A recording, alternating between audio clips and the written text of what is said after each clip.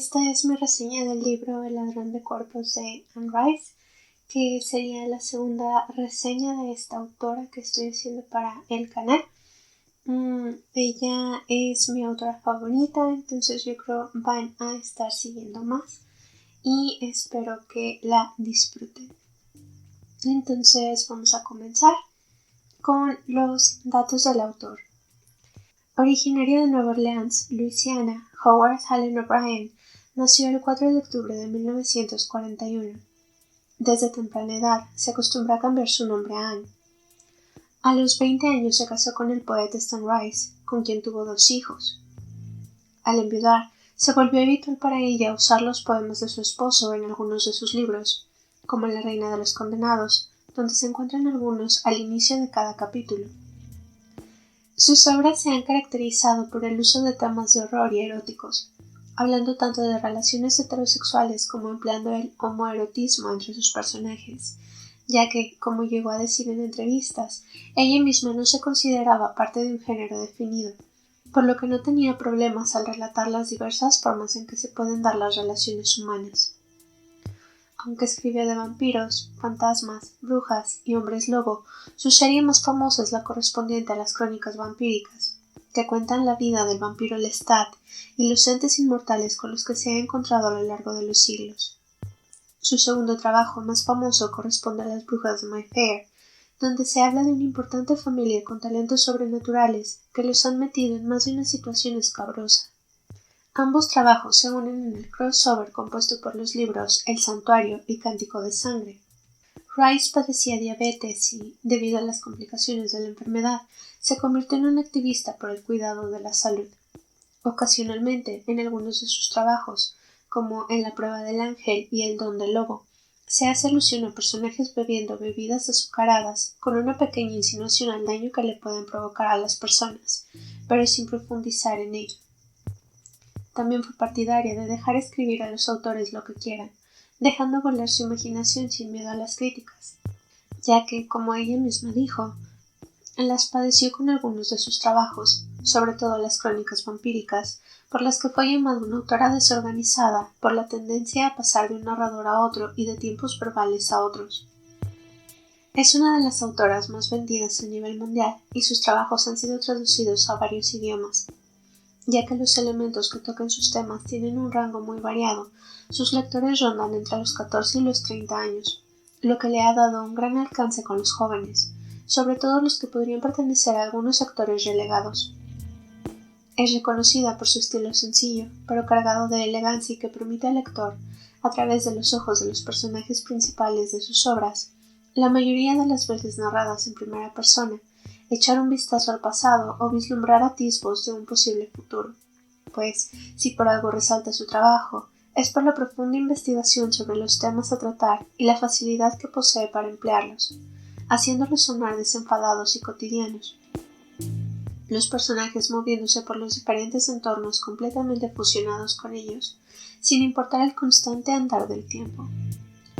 Datos de la obra. El ladrón de cuerpos, o The Tale of the Body Thief, es la cuarta novela de las crónicas vampíricas, narrada por Lestat tras su última aventura en La reina de los condenados, donde apenas sobrevivió a Akasha, pero a raíz de la que obtuvo una relación amistosa con el miembro humano de la Talamasca, David Talbot, que tiene una participación especial en esta novela. Fue publicada el día del cumpleaños de la autora, en 1992.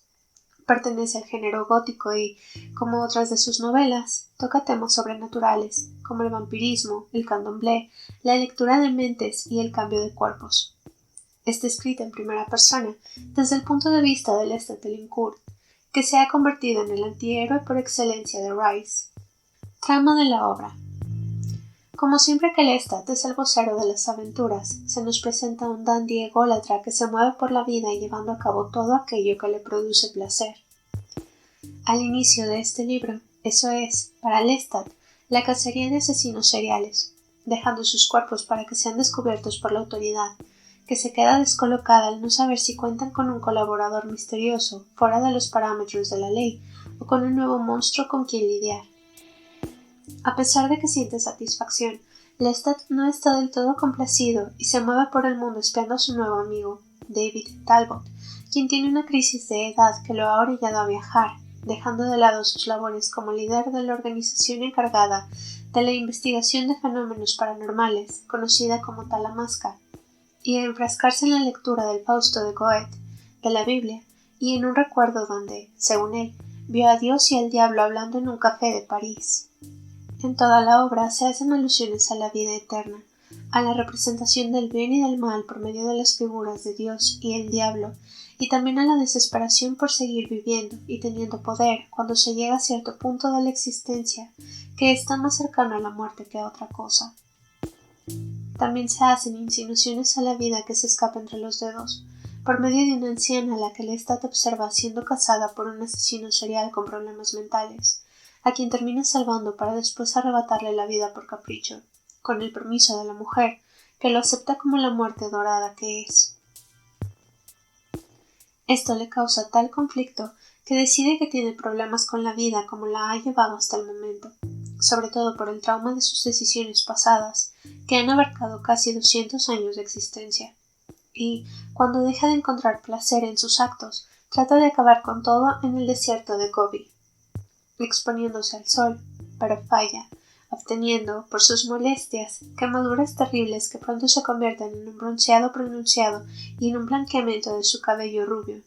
En medio de su agonía, acude a David, quien se hace cargo de él, lo que comienza a sugerir la profunda relación que desarrollarán a lo largo del libro, porque, aunque David le teme, está dispuesto a estar ahí para él en todo momento, pues Lestat le parece un ser de lo más cautivador, aunque ha pugnado por ganarse su amistad con meses de acoso.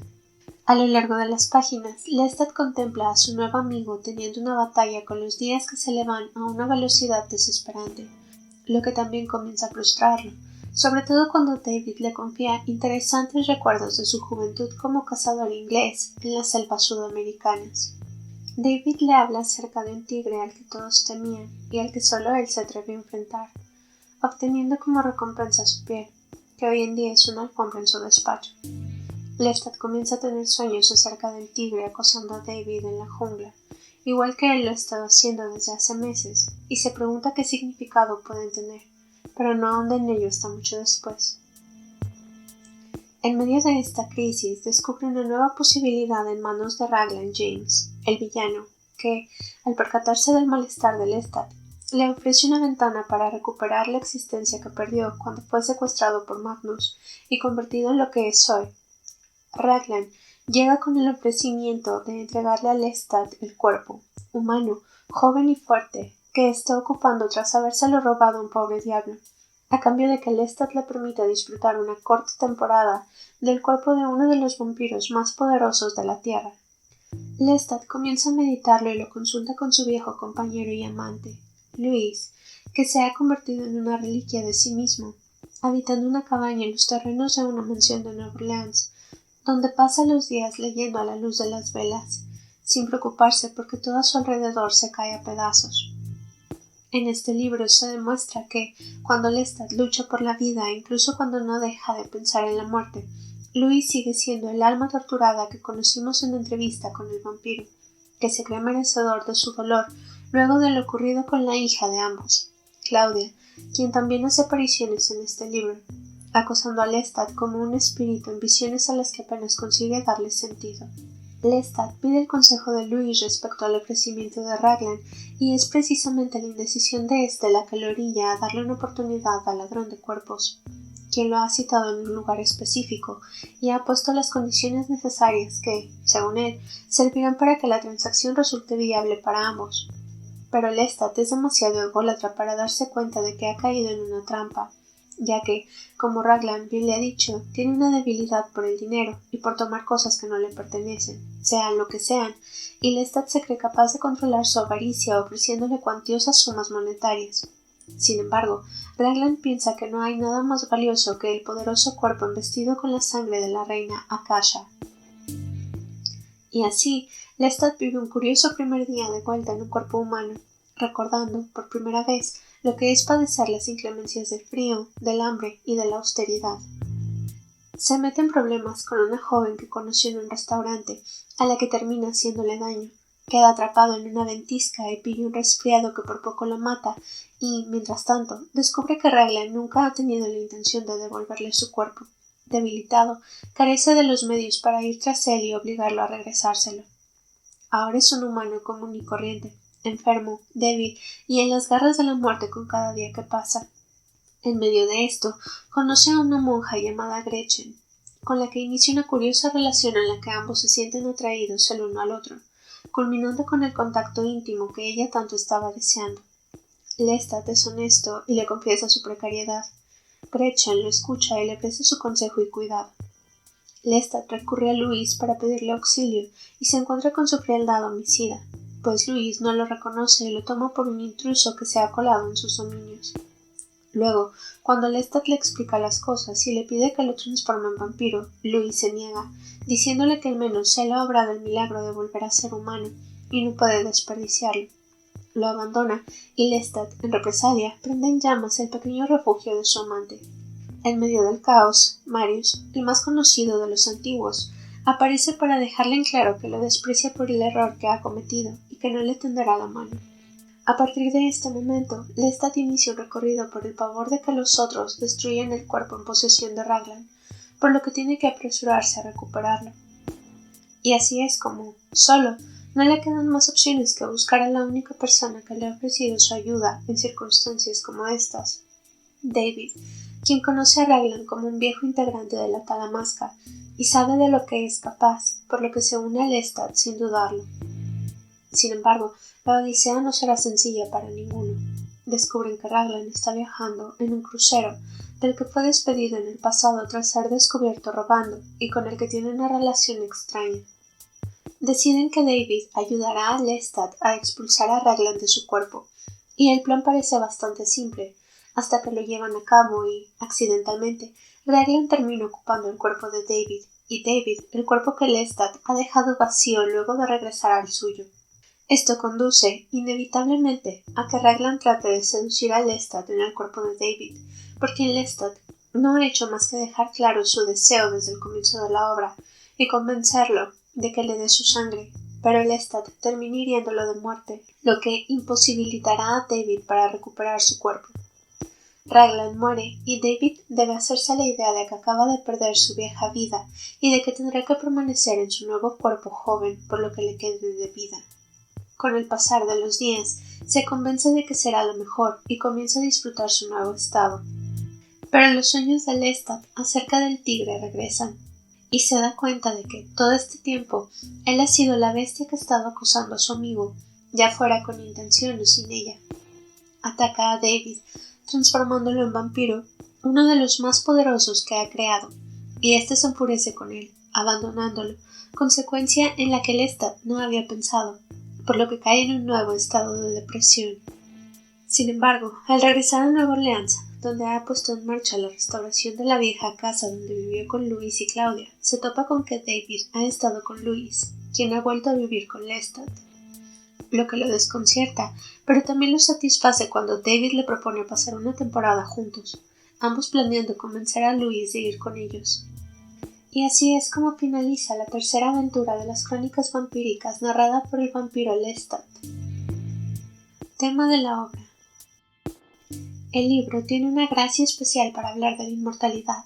representada por los vampiros, que disfrutan de sus grandes beneficios, pero también sufren el trillón de desgracias que trae a cuestas, como la soledad, el vacío, la pérdida de la gente que se va conociendo a lo largo de los años, y las consecuencias de las decisiones que se van tomando y de las que no se puede escapar con el olvido o la muerte.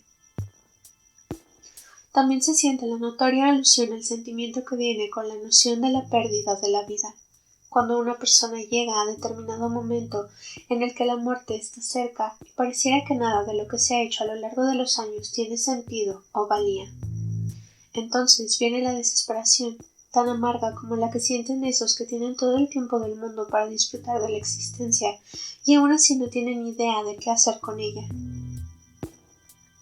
Se habla de la magia, los fantasmas y los vestigios de un pasado que siempre estará aquejándonos, por más que tratemos de darle la espalda y ver hacia adelante. También de Dios y espíritus malignos o demonios que en realidad nos parecen eso solo por las decisiones que toman, comparables a las nuestras. Como siempre, la religión y la música son una parte importante de la obra, como en otros trabajos de la autora. Personajes. Lestat de Liancourt. Lestat proviene de la Francia del siglo XVIII, de una familia noble, pero sumergida en la pobreza, de la que era el séptimo hijo, por lo tanto, el menos valorado, a pesar de ser quien se encargaba de las labores que su padre, el marqués, ya no podía hacer. Fue convertido en vampiro por Magnus, el alquimista, quien se enamoró de su belleza tras verlo actuar en una obra teatral en París, y lo eligió como sucesor en la sangre. Lestat siempre ha tenido ansias de libertad y de conocer el mundo y todo lo que tiene que ofrecerle, oportunidad que obtiene al ser convertido, por lo que ve su transformación como lo mejor que pudo haberle pasado, y jamás ha tenido los mismos dilemas que otros personajes, como Louis Armand o Hyman. Prácticamente, Lestat nació al vampirismo para hacer honor al título que le fue concedido por Marius, el príncipe malcriado, y lo demuestra más que nunca en El ladrón de cuerpos, donde hace elecciones solo para llevarle la contra a los demás, y donde se deja llevar constantemente por sus impulsos, como al momento de asesinar a la anciana, quemar la cabaña de Louis y el atacar a David para convertirlo en vampiro en contra de su voluntad, a pesar de todas las veces que David le dijo que no era su deseo y de que acababa de salvarle la vida. A lo largo de la obra, Lestat es este ente indomable que, de pronto, choca contra el muro de recuperar una humanidad que, en realidad, le parecía mucho más atractiva antes de obtenerla, y que no le gusta, porque su vida mortal real solo abarcó 22 años que, comparados a los 200 que ha estado vivo, son nada. En este libro se nos muestra torturado porque la vida que ha llevado ha comenzado a aburrirlo y, luego de su última aventura como el astro del rock que despertó a una reina con ansias de acabar con el mundo como lo conocemos, es casi razonable que esté a la espera de algo igual de emocionante, pero que sabe que no va a llegar, por lo que incluso llega a los extremos de querer acabar consigo mismo. Y es cierto, comparado a Akasha, un cambio de cuerpo suena casi ridículo, por lo que al principio ni siquiera lo considera algo que pueda ponerlo en jaque, hasta que Raglan le demuestra que hay gente igual o peor de desquiciada que él allá afuera. En todos los trabajos de Rice, Lestat es comparado con una bestia poderosa que se mueve por su jardín salvaje, forma en la que se refiere al mundo, igual que un león, pero en este libro por fin se hace una referencia directa por medio del recuerdo de David acerca del tigre y de Lestat, sus sueños y su decisión final de atacar a su amigo solo porque puede y cree que debe hacerlo, sobre todo después de casi perderlo, por lo que se asegura de afianzarlo al mundo por medio de la inmortalidad, por más que David no le pueda perdonar el haber tomado la decisión por él. En el libro también se ve a un Lestat atormentado por el pasado, por medio de las alucinaciones que sigue teniendo del fantasma de Claudia, la hija adoptiva que tuvo con Louis hace décadas y que trató de asesinarlo,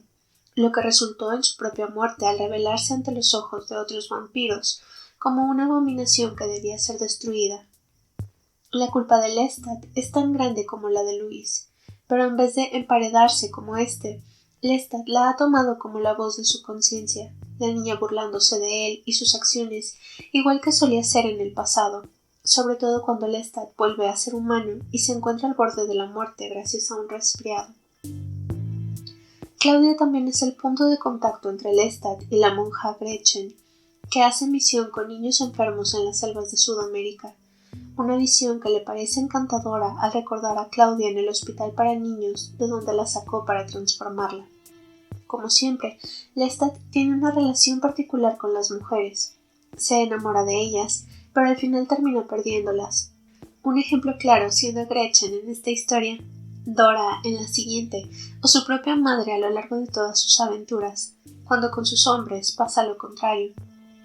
Lo dejan un tiempo, pero terminan volviendo a él, como Louis, de quien nunca se puede alejar demasiado. Por más peripecias que vivan juntos, o incluso Antoine, el músico amante suyo presentado en una entrevista con el vampiro y que regresa a él en El príncipe Lestat. Sería grandioso poder decir que Lestat aprendió una valiosa lección en este libro acerca de su existencia, pero no fue así, y se asegura de dejarlo claro al final de las páginas. cuando el pago por su crimen de atacar a David se ve disminuido al encontrarlo junto a Louis en Nueva Orleans, esperándolo, por lo que, en realidad, Lestat sigue siendo el mismo malcriado que siempre hemos conocido y que, al final, siempre consigue salirse con la suya. Louis de Poix-du-Lac. Louis es el amante por excelencia de Lestat, a quien éste encontró en Nueva Orleans hace siglos y de quien quedó prendado apenas verlo, porque Louis le recordó a su viejo amor, Nicolas de l'Enfant, quien murió luego de que Lestat le transfiriera la sangre. Louis, igualmente, es el ejemplo perfecto de que Lestat no aprende lecciones, pues decidió tomarlo para sí y convertirlo en vampiro a pesar de haber visto la forma en que Nicolas enloqueció, y podría haber supuesto que a Louis le pasaría lo mismo, tomando en cuenta que compartían una personalidad melancólica, pero no le importó. En este libro, Lestat recurre a él para pedirle consejo acerca de la propuesta de Raglan y, como siempre, Louis se muestra temeroso ante las posibilidades. Punto clave, puesto que es lo que hace que Lestat quiera llevarle la contra, sin importarle las consecuencias que pueda tener para sí mismo. Se nos revela que siguen siendo la excepción a la regla, porque no es común que los vampiros mantengan relaciones amistosas entre ellos por mucho tiempo, a menos que sus existencias se pongan en peligro, pero ellos siguen en contacto luego de la crisis de Akasha, e incluso Lestat lo visita tan continuamente en su cabaña que decidió llevar su propio mobiliario para estar a gusto, algo que a Louis no le importa, porque se soportan, como no hacían cuando se conocieron. Aunque en este libro solo se insinúa la profundidad de su cercanía, se van percibiendo atisbos de lo que Louis será para Lestat en el futuro, cuando toma el título de príncipe de los vampiros y Louis se encuentra a su lado como su reconocido esposo. Desde entrevista con el vampiro, Louis se comporta como la esposa abusada de Lestat, dejándonos saber las connotaciones que su relación tenía a pesar de que no fueron confirmadas hasta el segundo libro, Lestat, el vampiro, donde tienen una reconciliación incluso culminada con un beso. Rice declaró que este personaje está basado en ella, en sus experiencias tras la pérdida de su hija de 5 años, quien vendría a estar representada por la figura de Claudia, y que Lestat es la viva imagen de su marido, Stan, puesto que incluso el nombre del vampiro está basado en el de este hombre, con la ligera variación de la T, Lestan, Lestat. Y, en El ladrón de cuerpos, Lestat pretende que Louis sea la voz de su conciencia, sin embargo, sin estar dispuesto a escucharla, siendo Louis quien carga con las consecuencias una vez Lestat ha cometido el error de aceptar el ofrecimiento de Raglan, pues cuando se niega a transformar el nuevo cuerpo de su amante en vampiro, habiéndose jurado que jamás cometería ese pecado con nadie, por más que ese nadie sea Lestat, éste se desquita incendiando su refugio. Con todo y esto, a pesar de que fue Lestat quien le causó un mal, es Louis quien permanece con la culpa y la inquietud en la distancia, con la esperanza de que Lestat se las arregle para solucionar su precariedad, como siempre, y, al mismo tiempo, con una emoción oscura en él, queriendo que Lestat aprenda la lección y teniendo que soportar todavía más culpa por ello. Este es el primer libro donde más cercanía se muestra entre ellos luego del beso que compartieron en Lestat, el vampiro, y la escena final en La Reina de los Condenados, donde Louis fue la primera persona a la que Lestat le mostró sus nuevos poderes, surcando el cielo con él desde Nueva Orleans hasta la casa madre de la Talamasca, donde se encontraron con David. Aquí intercambian abrazos y Lestat trata de seducirlo en su nuevo cuerpo para que Louis le dé la sangre. Igualmente, al final, cuando se reencuentran, Louis le pide una disculpa con un beso que derrite y enfurece a Lestat a partes iguales. Son la pareja por excelencia de las crónicas vampíricas. Aquí también podemos conocer algo de la faceta oscura de Louis, visto desde los ojos humanos de Lestat, que nunca tuvo la oportunidad de contemplarlo más que con su visión de vampiro, y por fin se da cuenta de lo verdaderamente hermoso y letal que es, y de lo melancólico que luce todo el tiempo, igual que una aparición. Lo compara con Santos de Escayola y, curiosamente, en la trama tienen 2 encuentros significativos en una iglesia, donde Louis trata de convencerlo de entrar en razón al principio y donde le pide perdón por haberlo abandonado cuando más lo necesitaba, mismo donde Lestat le pide ir a vivir con él, en recompensa por haber quemado su casa. Al final del libro, Louis vuelve a ser la esposa melancólica de Lestat, y éste vuelve a sentir una furia homicida en su contra, pero que nunca consigue estallar para hacerle daño, lo que demuestra el gran valor de sus sentimientos por Louise, pues se podría decir que es la única de sus creaciones contra la que no ha atentado, y, de hecho, le asegura que sería incapaz de hacerlo, por más que quisiera. Louise es el seguro en la vida de Lestat, que evita que el arma se dispare. Louise le afirma que la vida sin él le parecería insoportable, y Lestat reconoce que, incluso cuando no están cerca, idealiza la imagen de Louise como suyo por completo, y, cada vez que vuelven a encontrarse, se prendan más y más. David Talbot es el líder de Talamasca y posee poderes telepáticos, siendo capaz de percibir los pensamientos incluso de los vampiros, y, como él mismo lo reveló a Lestat, de joven fue practicante de candomblé, y siempre ha tenido visiones de espíritus. Es un hombre de 70 años que sufre una crisis de identidad al percatarse de que tiene la muerte cerca y de que nada de lo que ha hecho con su vida lo satisface, pero ya es demasiado tarde para cambiarlo. Lestat se siente profundamente atraído por él y su mente,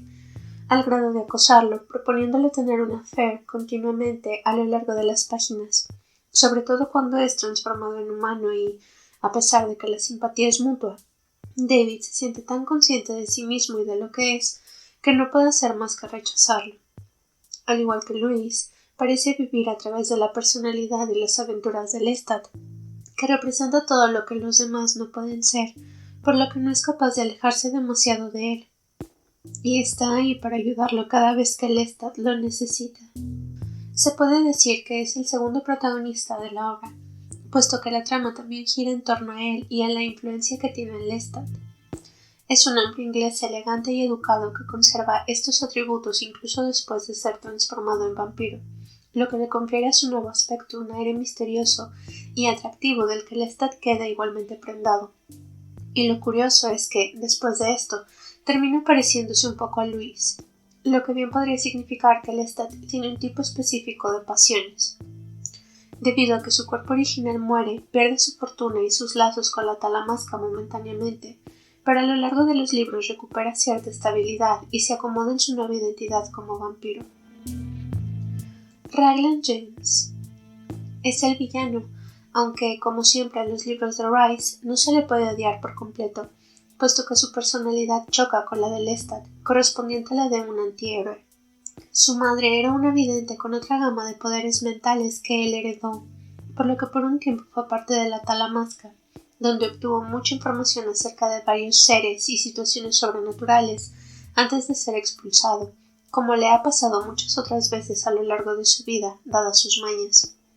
Es un autodeclarado ladrón, que toma las cosas de otros no porque las necesite, sino por el mero placer de arrebatárselas. Se ha dedicado a coleccionar de todo un poco, y su meta actual es el cuerpo de Lestat,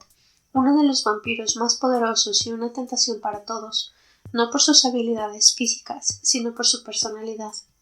Igual que David, Raglan pasa por una crisis de edad, de ahí su obsesión con el cuerpo inmortal de Lestat. Sin embargo, como le pasa a menudo con todos los cuerpos que ha robado, el tenerlo no significa que sepa usarlo y, de hecho, comienza a tenerle algo de miedo, porque no se atreve a controlar los poderes que Lestat lleva a cuestas y que a él no le causan problemas dado su latente nihilismo, pero que para Raglan cuentan otra historia.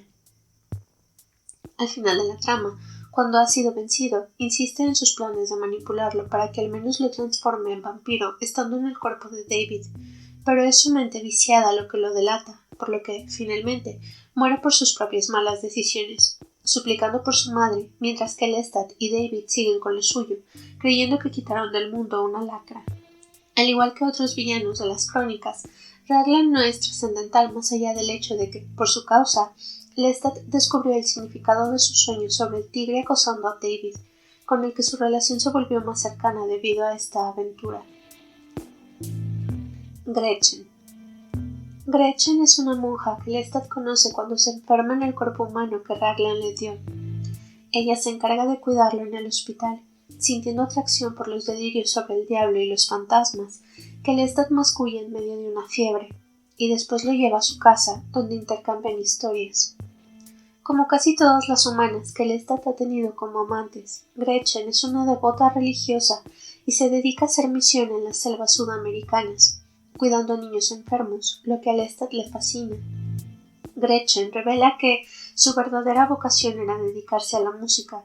pero que prometió tomar el hábito de monja luego de que su madre enfermara y le pidiera a Dios salvarla, lo que ocurrió. También prometió jamás volver a acercarse a un piano,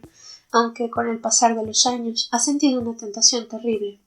Del mismo modo, ha conservado su virginidad, pero entrada en los 40 cree que debe perderla, por lo que pidió un tiempo en el convento para viajar a Estados Unidos y encontrar un hombre. Como pasa con Raglan, David e incluso el mismo Lestat, ella tiene una crisis de edad. Gretchen escucha la historia de Lestat, haciéndole creer que confía en sus palabras, pero, en el fondo, no es así y lo piensa un enfermo mental, cosa que Lestat confirma al final, cuando va a buscarla a Sudamérica tras recuperar su cuerpo y se presenta ante ella. Gretchen lo confunde con el diablo y le pide que se marche, cayendo en un delirio religioso que le provoca los estigmas de Cristo, por lo que Lestat comprende que la ha perdido para siempre.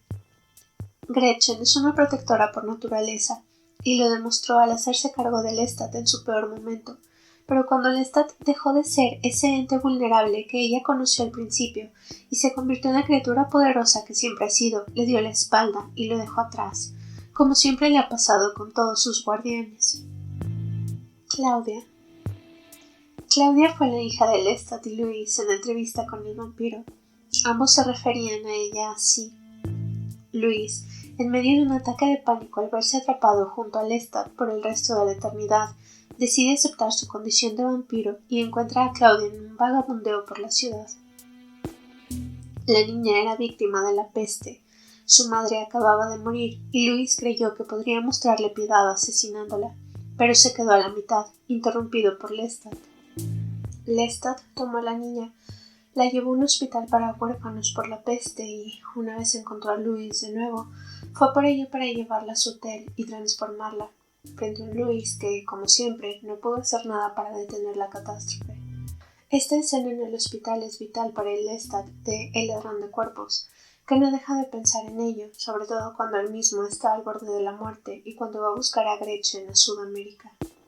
Aunque al principio Claudia fue la atadura de Lestat para hacer que Louise, que planeaba abandonarlo, se quedara a su lado, Lestat comenzó a quererla y a hacerse la idea de que eran una familia, pero Claudia siempre le tuvo resentimiento por guardarse sus secretos sobre el vampirismo y negárselos especialmente a ella, que a lo largo de las décadas tuvo que hacerse la idea de que nunca podría convertirse en una mujer y siempre tendría el cuerpo de una niña pequeña,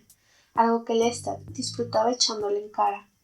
Aunque Rice dijo que no se percató de que Claudia era un reflejo de su hija hasta que el libro fue publicado.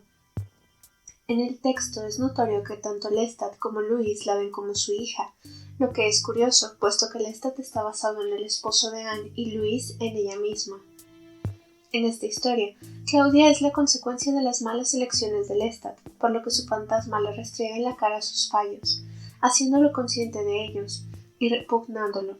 Al final, Lestat por fin consigue deshacerse de su recuerdo e, incluso, más adelante en las crónicas, otro personaje, Rose, llega a llenar el hueco dejado por ella, demostrando que Lestat, al menos, aprendió esta lección, pues con Rose hace todo lo contrario que con Claudia, permitiéndole tomar la elección de convertirse en vampiro o no.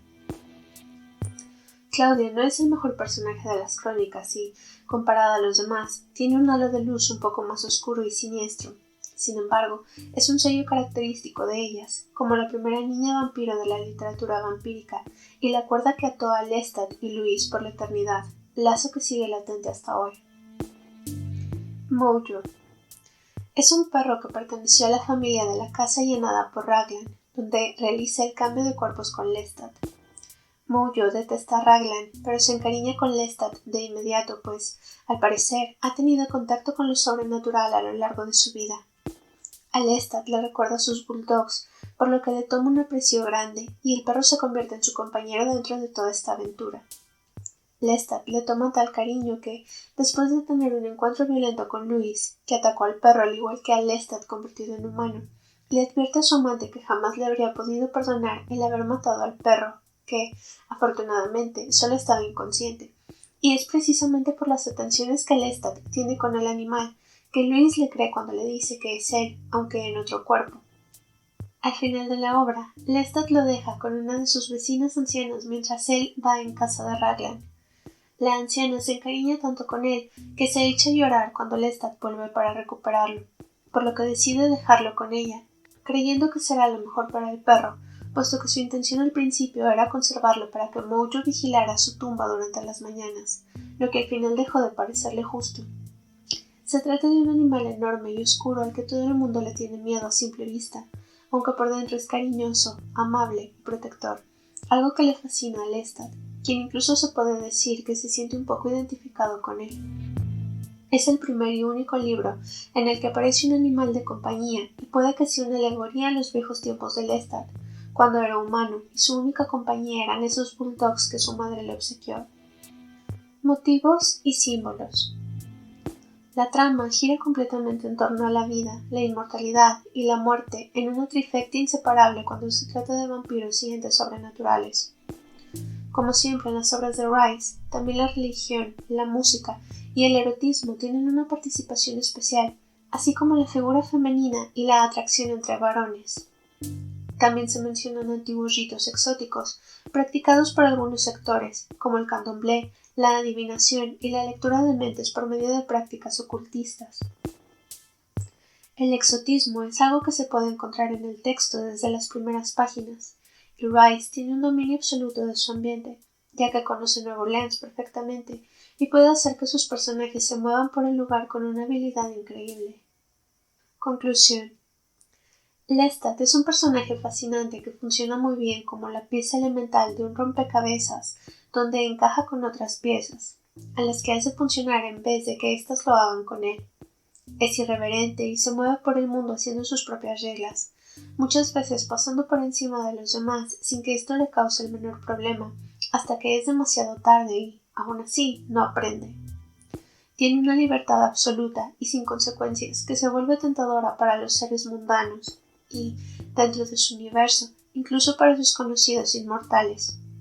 Sin embargo, leyendo entre líneas, nos damos cuenta de que Lestat es como un tifón que va por los alrededores devastándolo todo, y se debe tener mucho cuidado con él, porque aunque remunera a las personas afectadas por sus actos, esto no elimina el daño que ha hecho. El ladrón de cuerpos es un libro interesante y seductor, muy separado de lo que fue su predecesor, La reina de los condenados, donde la amplitud de personajes y lo sombrío de la trama lo hacía sentir demasiado pesado. En este texto, los personajes y su uso están bien repartidos y se siente mejor la danza que hacen en torno a Lestat, la forma en que se relacionan con él y contribuyen a la trama. También es agradable ver el avance de los personajes, y como poco a poco, al avanzar por el tiempo, van convirtiéndose en algo nuevo, como en el caso de Louise y David o incluso Claudia, que con el progreso de los libros se transforma en otra clase de recuerdo para sus padres. Sin embargo, este no es el final de sus historias, por lo que desde el principio se puede contemplar como simplemente un retazo de las existencias de estos personajes inmortales, que seguirán haciendo de las suyas. Y bueno, aquí llegamos al final de la reseña de El ladrón de cuerpos de Anne Rice, que en serio me gusta mucho reseñar sus libros, que son mis libros favoritos, y este en particular es uno de los más especiales. Lo leí poquito antes del confinamiento y la verdad a lo mejor por eso causó un gran impacto en mí. Y bueno, si les ha gustado este video, por favor suscríbanse, compartan y nos estaremos viendo en el siguiente. Hasta luego.